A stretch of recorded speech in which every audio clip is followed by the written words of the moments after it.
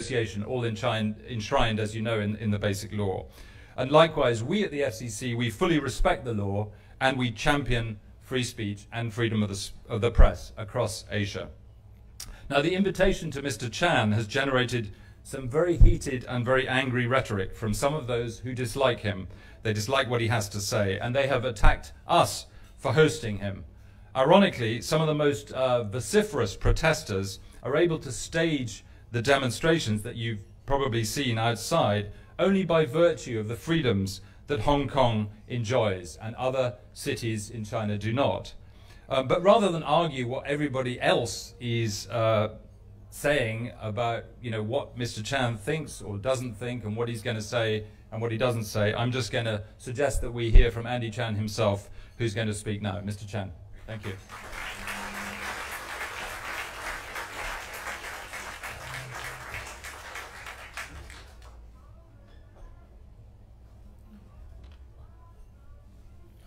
Good afternoon, ladies and gentlemen. May I first thank FCC for having me here today, despite all the challenges you must have faced.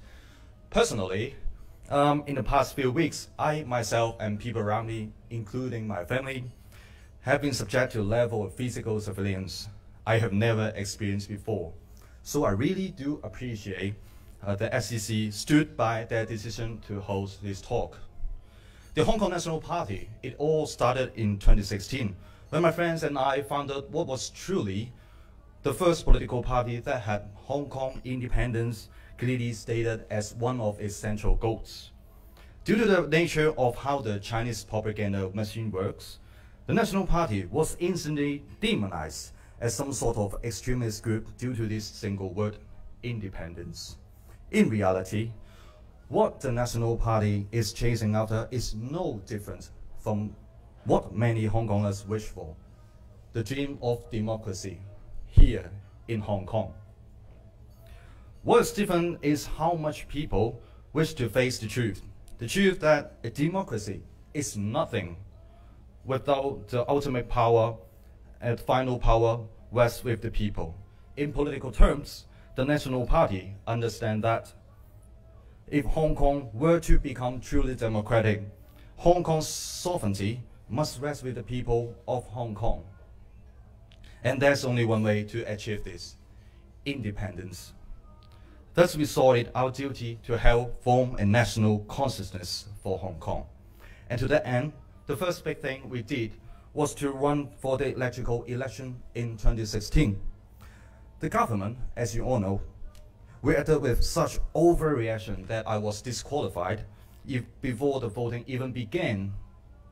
And all of this, of course, was done with administrative procedures, which allowed the government to cunningly deny me my constitutional rights via so-called legal means. After this, the National Party went on to strive for our goal by other means, other ways, including educational programs for students, firings, rallies. All was done to arouse Hong Kong's national consciousness in defense against that is what is effectively our current colonial rule under the Chinese. The Hong Kong National Party has faced political oppression numerous times after the electoral disqualification. We tried to register as a company and was rejected. We tried to set up a store in the Lunar New Year night market and was rejected as well. We even had the honor to receive the first ever letter prohibiting assembly from the police since 1997. Now, as you all know, the government is trying to shut us down completely, calling us an illegal society. Time and again, our government has shown whatever freedom or democracy they claim to be upholding are just communist mirages, lofty words that Peking only finds useful in deceiving you, the foreign press, and not actually allowing them to the people of Hong Kong. The situation is so dire that we dare say Hong Kong has never experienced such a horrible colonialism until 1997. Peking is now our colonial master, and the Hong Kong National Party has a real reason to exist. The nature of China is oppression. At its heart, the empire that existed in the 18th century still stands today, despite all its technological advances. China is not a modern nation-state, much less a civic society. China is a large empire. And for centuries, she has always operated on the principle of centralized power. For this, all its dominions must be forced to be assimilated and to follow the party line, lest any differences challenge the central authority. All is well under the system if you were part of those who don't need assimilating. But if you happen to be born into one of these national identities that are markedly different, then all is lost. Look at East Turkestan. Look at Tibet. Nations forced to follow or face the penalty of death. Even worse, you get sent to one of these re-education camps where dying is better than living. Of course, these camps have not appeared here yet, but the view of China is the same. If you are different, you are wrong. The same now happens to Taiwan, now happens to Hong Kong. Peking likes to say that the PRC is a nation state, and there's a national people called 中华民族, or the Chinese race, a fabricated idea to serve the political needs of an empire. Within this umbrella, and with the ambiguity of Chinese language with regards to nations and races, Peking would claim that everyone from the Tibetans to Mongolians to the Shanghaiese to the Taiwanese to the Hong Kongese, even to the Chinese diaspora in the US, in the UK, in Australia, you name it, all of that Peking claims to be part of the Zhonghua race or the Chinese race. And therefore, by their logic, loyal subjects, whoever controls the seat of Peking. To the educated, this will sound absurd, but it's the official party line from Peking. They would claim this is a form of nationalism, and that China is a nation state, when in reality, all that Peking has is imperialism. All people around the world who have dealings with China should understand this. China is, by its nature an empire, a threat to all free peoples in the world. Already have we seen Peking betraying the 17-point agreement with Tibet? Already have we seen Peking betraying its promises when joining the WTO? Already have we seen Peking betraying the Sino-British Joint Declaration, leaving us Hong Kongers with less and less freedoms. In the past 21 years, Hong Kong has progressed in only one direction, backwards. Not only have we failed to attain truly democratic elections, we are also marching ever closer to a dictatorship with Chinese characteristics. Hong Kong, being a financial center, tastes China's forced assimilation via our economy. Chinese capital was allowed to flood Hong Kong, in particular industries that our daily lives depend on. Think infrastructure, think catering, think the media.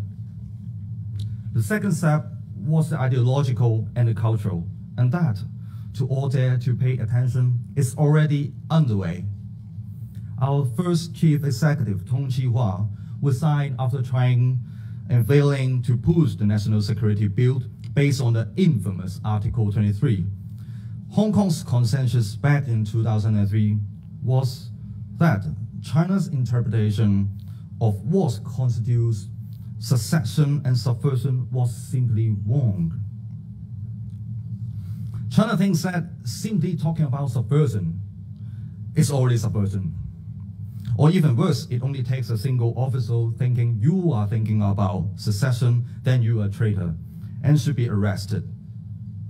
Soon, with China's improvement in AI and surveillance technology, the plot of Minority Report may turn to reality.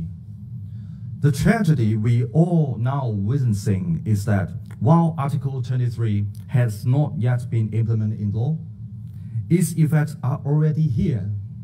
We are a perfect example the Hong Kong National Party experienced it firsthand. Simply saying you are pro-independence is somehow the same as committing treason, according to some. And the sad thing is that by now, many Hong Kongers have changed. Back in 2003, we were still fighting back to Article 23, but in 2018, many Hong Kongers are afraid to speak up. There is, in other words, no longer freedom of speech in Hong Kong, but instead, the freedom to think and say whatever Peking wants us to. Hong Kong is no longer that much different from China. The international society have to acknowledge that. Unhappy with just subverting Hong Kong using money and ideology, China is also sending its loyal subjects here, 150 of them every day, via the one-way permit scheme. Normally, immigration done right gives the whole society immense benefits. But the way that the Chinese Hong Kong government handles it is nothing short of a political decision, decide to destroy all that we hold dear. Local communities were shattered because of the ripple influence of an incompatible culture. Our medical resources were stretched to its limits. Our own mothers struggling to find a single bed to give birth in. The labor market was flooded with people who are happy to take wages far below the normal point. Our very living space is taken away. Even our language, the words that shape our thoughts, are being demonized. As per China's orders, Hong Kong's future generation will now abandon Cantonese and switch entirely to Mandarin. There are those still in the education sector who oppose this, but the arm of Peking is ever unrelenting. It will not be a matter of if, but of when. When one day we wake up and ask ourselves, why are my children and grandchildren valuing obedience to the state above all else? Where's democracy? Where's freedom? Where's tolerance? And where is the Hong Kong that we knew? Today, Hong Kong faces national cleansing from China. And there are those among us who refuse to bow down, who refuse to become a forgotten footnote in history. The matter of Hong Kong independence is both a political and ethical one. In the span of 170-ish years since Hong Kong opened as a port in 1841 and until 1997, Hong Kong has developed its own unique culture, history, way of thinking, way of living, and religious beliefs.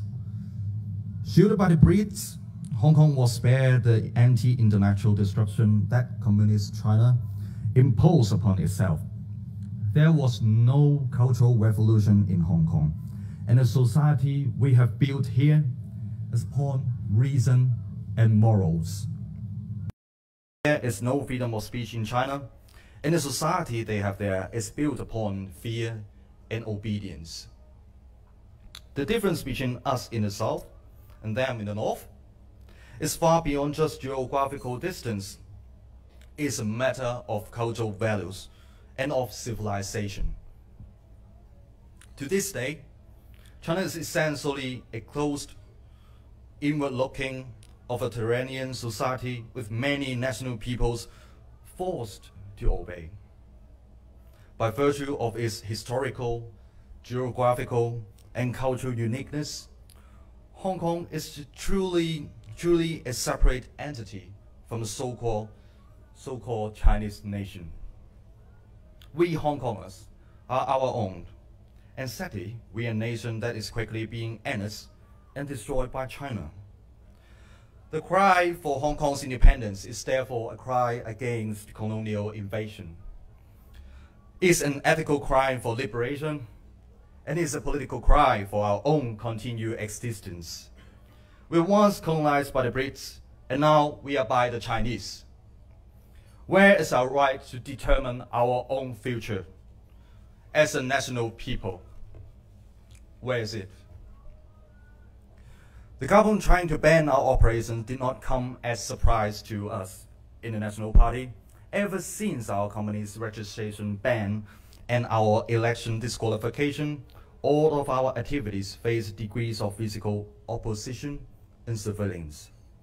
From the very beginning, the government has decided to rid us of our freedoms, if not more. Our party is not the first victim, and it will not be the last. Those who come after us will do well to prepare themselves for more to come. The police and the security bureau have very kindly compiled an 800 pages long document as evidence for banning our party. Since we are here at FCC, I'm going to assume you have at least skimmed through the PDFs we have uploaded, and I assume you may have laughed as well after reading them. The 100 upon 100 pages of so-called evidence are mostly just screenshots of our party's Facebook page. It's frankly absurd how these government elites could imagine some paragraphs on the internet and my own sayings on radio could constitute a threat to national security. So, imagine these countries' insecurity. All that we have done, the party and myself, are all protected within the international human rights law. The legal clause that our government used, the Society's Ordinance, is a relic left behind since the British colonial days. What better law than this? Our Chinese colonial masters are unironically happy to tell us all that. Yes, they're colonizing Hong Kong, and yes, Hong Kong's freedom are just for show. If the idea of one country, two systems were to really work, none of the above would have happened. That they did is conclusive proof that there's only one empire, one system. China has turned its back on the Sino-British Joint Declaration, and the UK, as a co-signatory, must act on these. This is Britain's inescapable duty as a nation of honor and democracy. To stand up against such atrocities, Hong Kong's rights and freedom will soon be all gone, and all will be too late by then. The events thus far has also proven that the unique position of Hong Kong is now lost. Whatever Western values we had are now replaced by ideologies from Communist China. The Hong Kong government now serves not the interests of Hong Kong people, nor those who have dealings with us, but only the interests alone of Peking. Countries and nations all around the world need to understand this and act accordingly. The United States, in particular, should review the conditions set out in the U.S.-Hong Kong Policy Act and start sanctioning those Hong Kong government officers who trampled on our human rights. The incentives here extend far beyond the ethical. Think about how much more clout the U.S. would have on China if the current trade war extends to Hong Kong. Many of the Chinese already store their actual capital here. If the U.S. truly wished to deal an economic blow to China, the U.S. HK Policy Act should not be overlooked.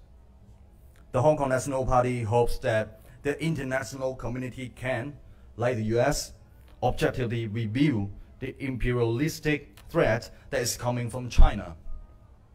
You may not have tasted its sting yet, but those of us who stuck next to China's expansionist borders may soon be no more. Hong Kong now faces ethical and cultural challenges from the north. Who knows when such challenges change into humanitarian kind? International aid must come, and come quickly.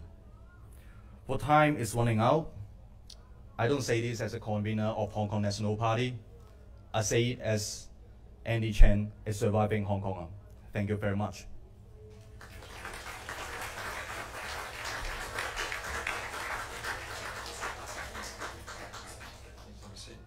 Thank you very much indeed. I imagine there's a lot of questions. There should be microphones around. If I can just ask you, before you, as you ask your question, just tell us who you are, And if you have an employer, tell us who you work for.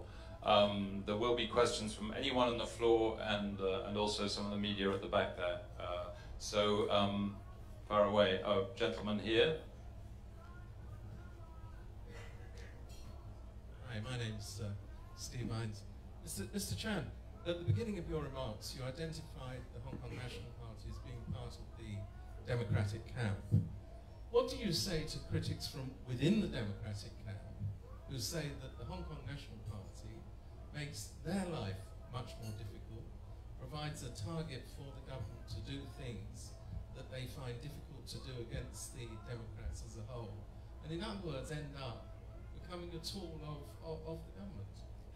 Oh, well, many people accuse us, especially the pandemics, accuse Hong Kong National Party is providing an excuse for the government to legalize Article 23. But I would say, back in 2003, no one was talking about independence. No one was talking about Hong Kong nationalism.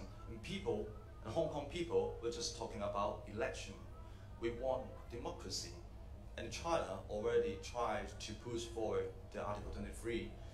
So what we are doing now is to uphold freedom of speech, freedom of press, freedom of expression, freedom of association, and against the legalization of Article 23.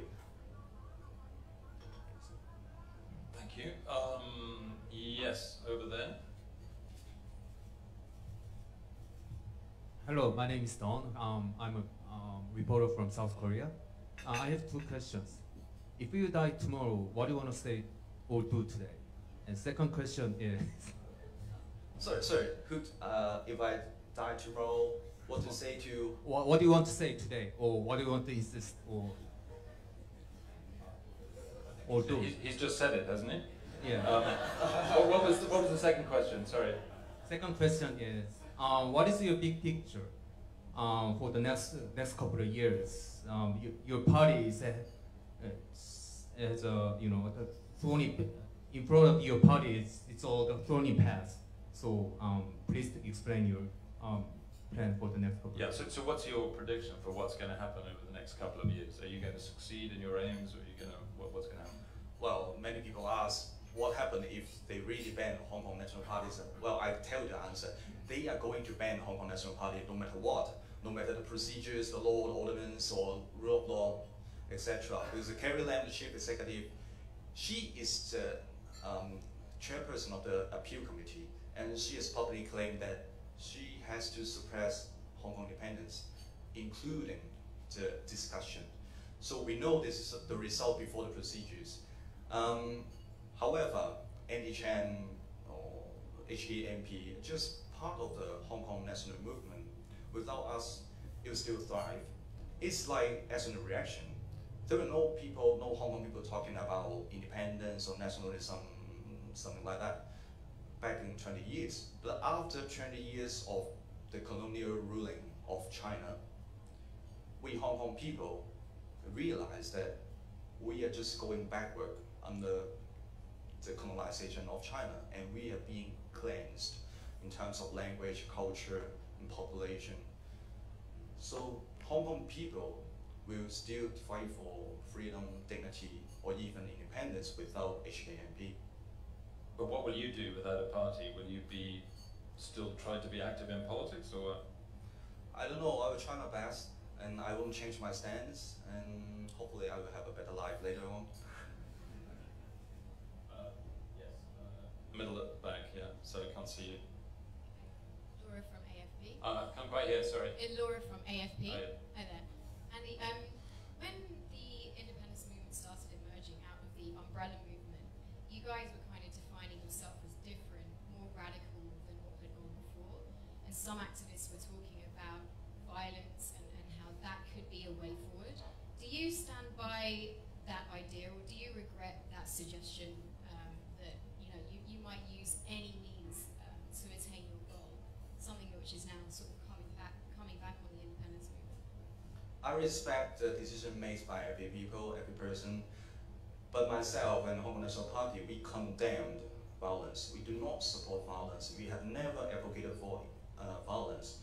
Instead, what we are advocating is we need to stop violence. In terms of violence, there's political violence, there could violence through Hong Kong government's policy. There could be language, there could be physically hurting people. All these things are violence. But at the end of the day, we condemn violence. Thank you. Yep, over there, and then over there. Hello, Tom Holland, various affiliations, including occasionally at the South China Morning Post. Mr. Chairman, a couple of questions. First of all, how long do you expect to spend in prison? In prison? It's a bit harsh. Hopefully 3 months. Is that okay? I hope so. I'm sure some people would say that's far too short. But more seriously, you called upon, in particular the UK, to defend the rights and freedoms of the Hong Kong people. I wonder, from your point of view, what the UK government could do to uphold those rights and freedoms. In practical terms, what can the UK do, or indeed the US? Yep. At least in their half-year report, they have to say that there is a problem in one country two system, instead of saying that, well, one country two system is operating very well, unless there is some, except there is some little bit concern in democracy and human rights. So at least their stance, or at least how they talk, have to tell the world that Hong Kong people's human rights are endangered, are infringed. You seem to be suggesting that the US is a much more, has a lot more leverage with Hong Kong and China than the UK does. I'm sure that's true, but can you just elaborate a little bit on how you see the US exerting that leverage? You were talking about extending the trade war, by which I assume you mean tariffs, to Hong Kong from China on the part of the Trump administration. Is that what you mean when you talk about foreign powers intervening to try and exert leverage to help Hong Kong democracy? Well, the joint declaration between China and the UK claim that Hong Kong has one country two systems, and the US Hong Kong Policy Act is a document that by the international society or by the US to confirm that Hong Kong, or to agree that there is a one country two system in Hong Kong.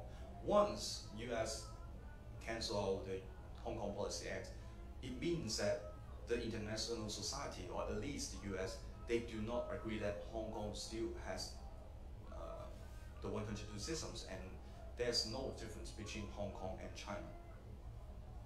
Thank you. Somebody there, and then Mike. I'm Lap Leong. I don't work for anyone. I have two questions. What do you say to the 19% of people that voted in pro-independence parties? Now that pro-independence parties are banned, who are they going to vote for in the next district council elections and the next legislative elections? And my second question is: are you the heir to Edward Leung? Edward Leung, what? Are you the heir to Edward Leung? Yeah, no, I stopped before he did. Well, but It's kind of famous. It's kind of successful. Well, it came with a prize, heavy prize. What's the question again? The first one, sorry. What was the first question? Sorry, First question is, how are you? Oh, the election, right?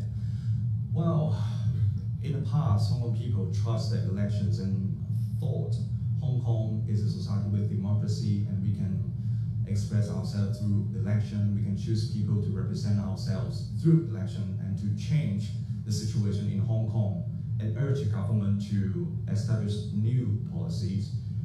However, in the past legislative election, it's proved that the election is fake. Democracy is fake. There's no rule of law in Hong Kong. I was the first candidate to be disqualified in the election, and then the young generation, the long hair, Nathan Law, you name it, they all got disqualified in the election. So don't trust the election. It is useless. Gentleman there, who introduce yourself, even though I know who you are. Okay, Mike Rouse, occasional columnist for the South China Morning Post, and occasional broadcaster on RTHK. And I work for an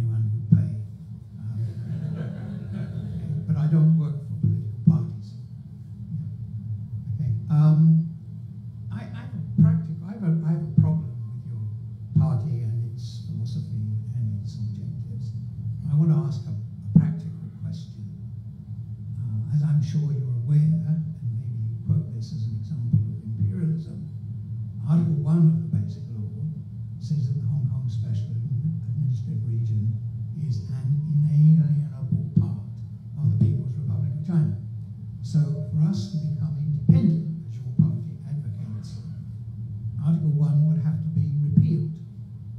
So what do you intend to do over the next 12 months or 2 or 3 years to persuade the NPC to repeal Article 1?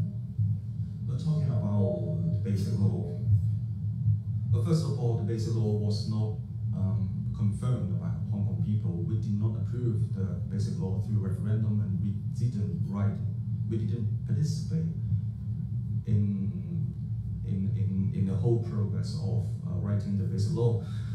And secondly, the Basic Law or the Constitution is not Bible.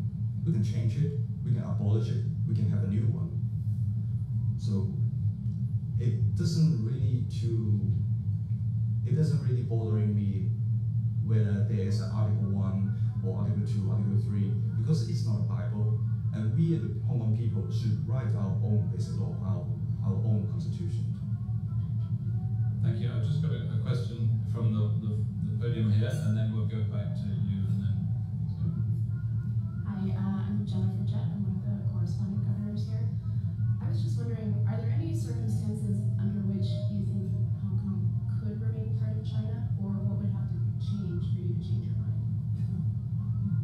Well, it's very difficult because China is an empire, and we can't even achieve democracy when under the colonization of the UK. How come we can achieve democracy or to protect our basic rights under the colonization of the Chinese empire? What we want to do is to break away from the colonization. We do not want to be the colony of the UK, nor the colony of China. What we want to do is to protect our peoples, our culture, our language, our living style, our tradition. After 100 years, 200 years, 300 years, the most important thing is not whether there is a country called Hong Kong. The most important thing is that there are a group of people, there is a nation called Hong Kong people. That's why we call Hong Kong National Party instead of Hong Kong Independence Party. Our ultimate goal, our ultimate aim is to protect our culture and our identity. And then here, and then pass it over there. Yeah. Hi, Neil Weston from the Wall Street Journal. You mentioned at the start of your talk that you're under intense surveillance. I wondered if you could give some examples of that, and if you know who is surveilling you and what you think the purpose is for. Well, of course, the so-called journalists from the state paper, Tai Kung Pao, Wen Hui Pao, I reckon some of them are policemen. People knock on my door, ring my bell, waiting at the door, and taking photos or videos of your family and myself. And they follow me every day with a group of people. They are so organized and well trained. Because sometimes they got 2 or 3 people. When I recognize one, he went away, and the second one we replaced him, and to keep following me. Sorry, can I just follow up? Have you complained to the police about it, and if so, what have they done? I didn't call the police because I don't think it's useful. Yes, lady here, then Paul, and then over there, yeah, and then maybe someone over there. Yeah. We do, Channel News Asia.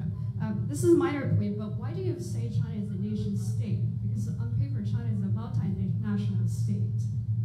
That's what the Constitution says. But anyhow, at what point do you think some of the things you advocate really veers off bordering nation or xenophobia? Because one example you said was the one-way permit, which is essentially a family reunion visa.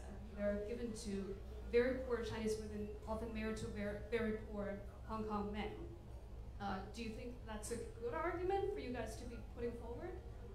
First of all, China is not a nation state, it's an empire that forces different nations, different peoples to agree that they are Chinese people.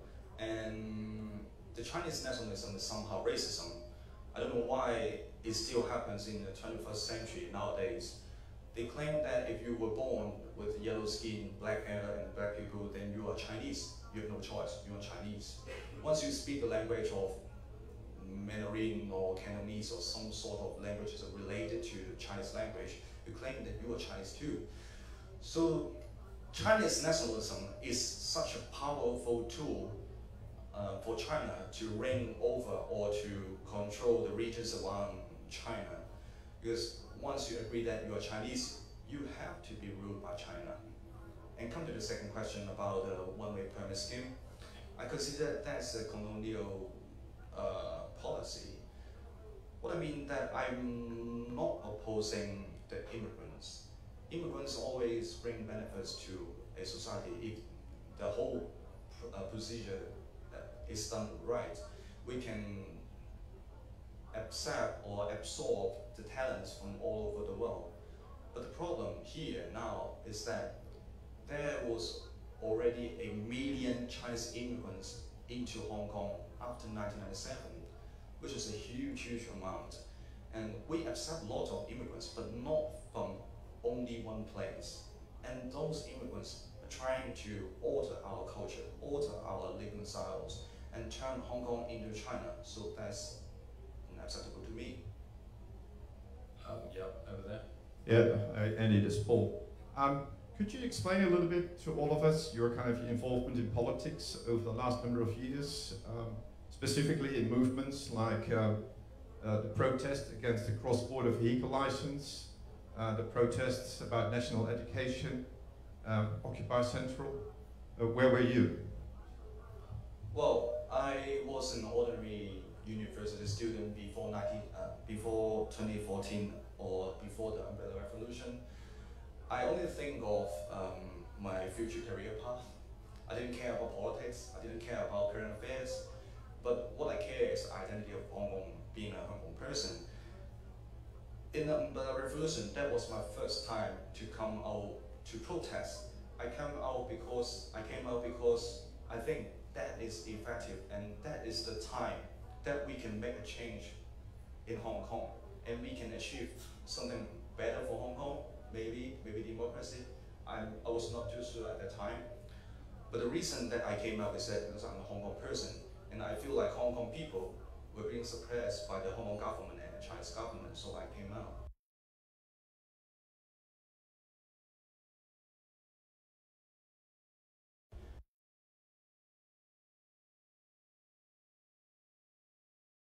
And I thought independence should be something that we should raise up and people should discuss. But no one at that time wanted to do it, so I decided maybe I'm the one to do it and try to group the people around me and say, maybe we should start a party. Thank you. There was someone, oh yes, right through there. Yeah, thank you. Thank you. I'm Mark Nixon, a freelance journalist. Mr. Chan, do you honestly, in your heart, believe that China would agree to independence of Hong Kong?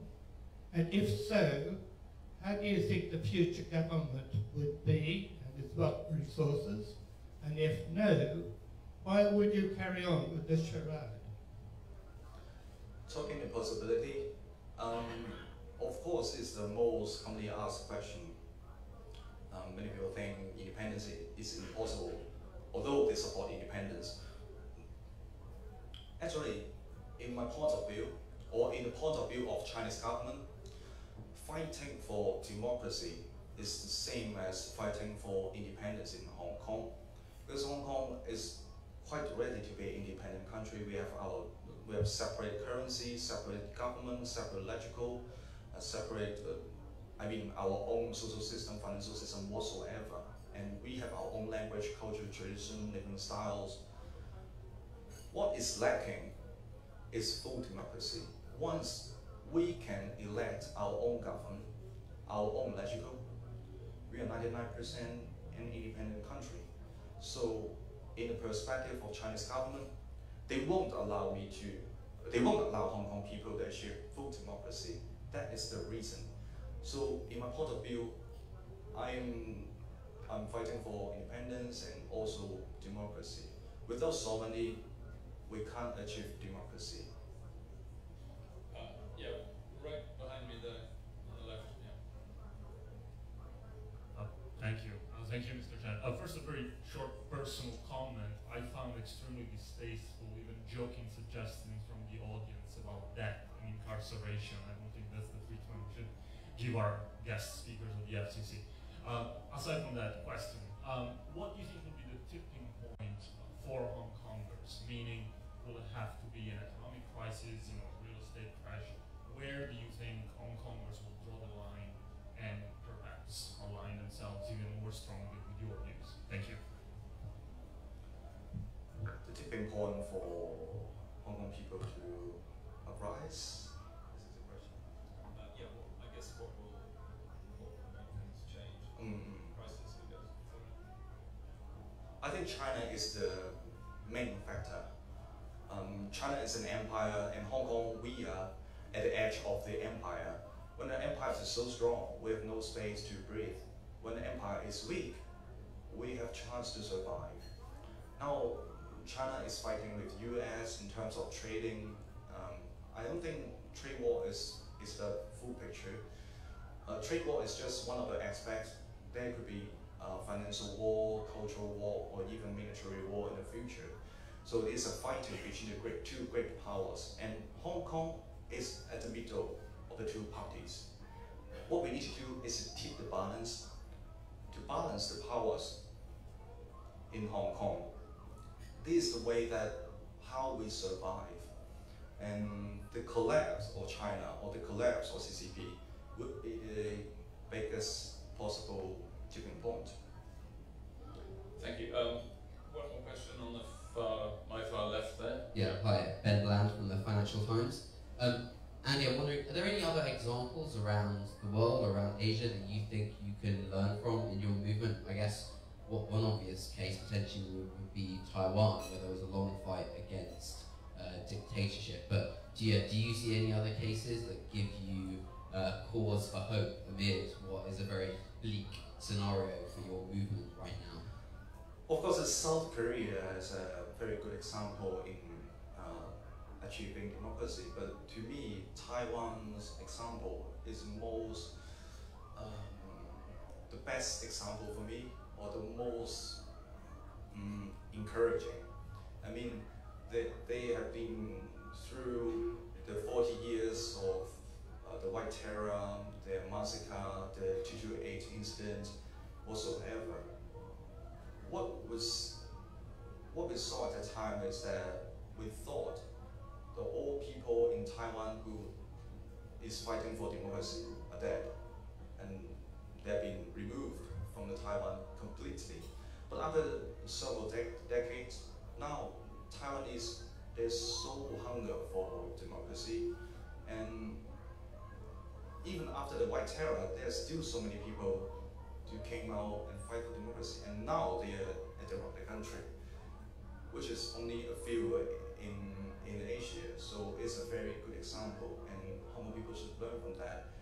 And Hong Kong people now is learning a lesson, because Hong Kong people has never experienced a bad time, really bad time, without democracy and freedom of expression.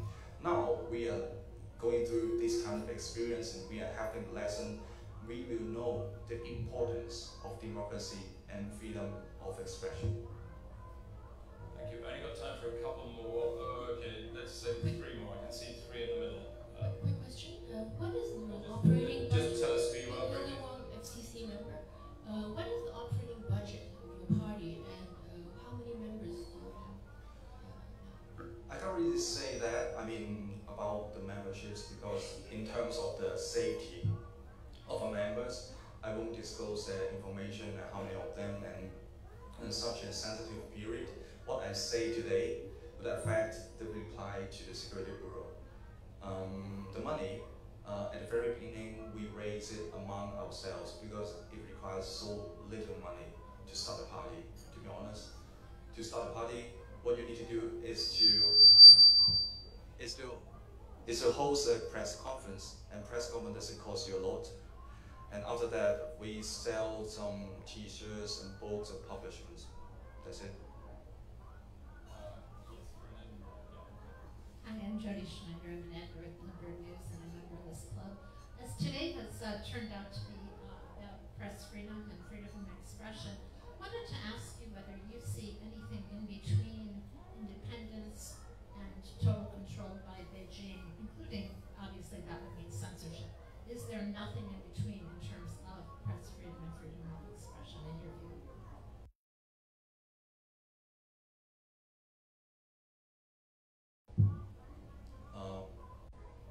So I can't quite I can't quite understand. Are you saying in terms of political systems, or in terms of what do you mean? Is there nothing else that would be allowed in your view? Are you saying that if Hong Kong is not independent, they will be controlled by Beijing in terms of totally censoring the press? We won't be able to have these kinds of events here very soon. Is a high degree of autonomy enough?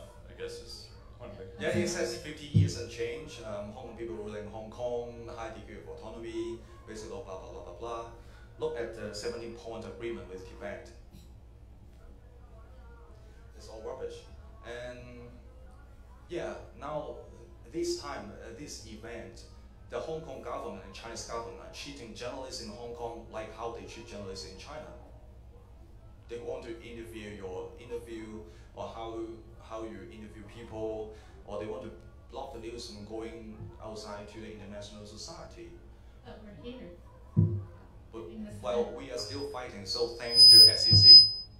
Really, my gratitude to FCC to stand by that decision and to stand for freedom of expression and freedom of press. Thank you. Last question, I think this will have to be. Hi, I'm Veronica Wong. I'm Veronica. No.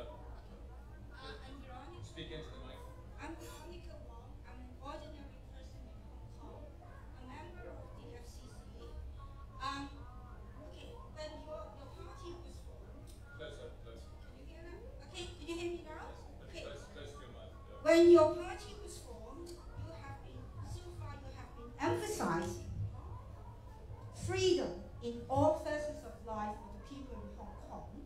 And since when you formed the party and you were aiming to join into the election, let me know if I was wrong that you had a view to be eventually running HongOng for the people of Hong Kong. Am I right? When you formed the party and hoping when you formed the party and were planning to join the election, were you hoping that eventually one day your party will be running Hong Kong for the people of Hong Kong? Am I correct? Sure, what? Okay. Now, and I also understand that the biggest, your party, one of the major aims of your party is to guarantee freedom for all facets of life in Hong Kong. Am I correct? Is it correct? Yeah, we support freedom. Right. But can you also tell us briefly what are the other policies in terms of social? Have you formulated any social model or economic model if eventually your party will be running Hong Kong for the people of Hong Kong? I think the most concerned problem or the social problem nowadays in Hong Kong is the housing policy. There are two folds. I mean, first of all, we need to build more, and also we need to stop the immigrants, because Chinese immigrants took all the housing, the public housing, from Hong Kong people. We have not enough house. How could we still receive so many immigrants? This is simple logic. So what economic model have you formalized if eventually your party will be running Hong Kong? Have you formulated any economic or social policies for your party? Do you mean that I need to give some very specific examples? I would like to know if your party has other policies aside from hoping to guarantee the freedom for everybody. Aside from freedom. Okay. Aside from freedom for all facets of life, have you formulated any other policies if eventually? Okay. I think we get the general drift. Is where do you go beyond? Obviously, obviously wanting freedom and independence, what kind of concrete policies have you got? Sorry, I was just taking a call from the police outside. Yeah, so if you could just, I don't know what's going on out there, but there's a lot of noise.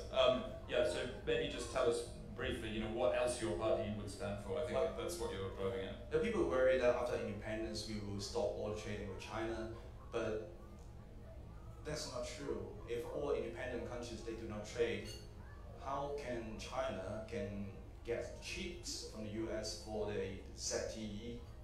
Yeah. So we will still be doing trading business with China, and we will be at the hub for two great powers or so many other great powers or other countries, then they can do the business here.